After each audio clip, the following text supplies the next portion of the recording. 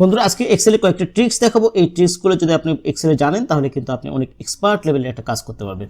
যেমন ধরুন আমার এই যে এক্সেল ফাইলে এখানে দেখবেন অনেক ধরনের শিট আছে। এখানে প্রায় 26-27টা বা 30টার বেশি শিট এখানে আছে। এই শিটগুলো থেকে আপনি এক শিট থেকে এক শিটে সুইচ করতে চান তাহলে কিন্তু সেই শিটটাকে অনেক খুঁজে আপনাকে সুইচ করতে হবে।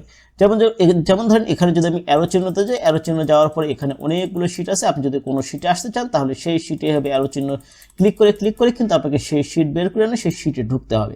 সো এই জিনিসটা কিন্তু একটা ট্রিক্সের মাধ্যমে ইউজ করা যায়, সেই জিনিসটা কিন্তু অনেকেই জানে না। চলুন তাহলে সেই জিনিসটা আজকে দেখাই। এখানে দেখবেন দুটো অ্যারো চিহ্ন দেওয়া আছে। এই অ্যারো চিহ্নের মাঝখানে আসবেন, মাঝখানে আসার পরে রাইট বাটন ক্লিক করবেন। রাইট বাটন ক্লিক করলে এই আমার এক্সেল ফাইলে যতগুলো শিট আছে সব শিটগুলো কিন্তু এখানে ডিসপ্লে হচ্ছে। এখান থেকে আপনার যে শিটে ইচ্ছা আপনি সেই শিটে কিন্তু এখান থেকে সিলেক্ট করে দিয়ে ওকে দিলে কিন্তু আপনি সেই শিটে চলে যাবেন। আবার ধরেন এখানে রাইট বাটন ক্লিক করলাম, ধরেন আমি এখানে ফরম্যাটিংয়ে গেলাম, ফরম্যাটিং আসার পরে দেখবেন যে এই শিটে আমি চলে আসলাম। সো যে কোনো একটা শিট থেকে আরেকটা শিটে সুইচ করতে এর চেয়ে সহজ কিন্তু কোনো ওয়ে আর নাই।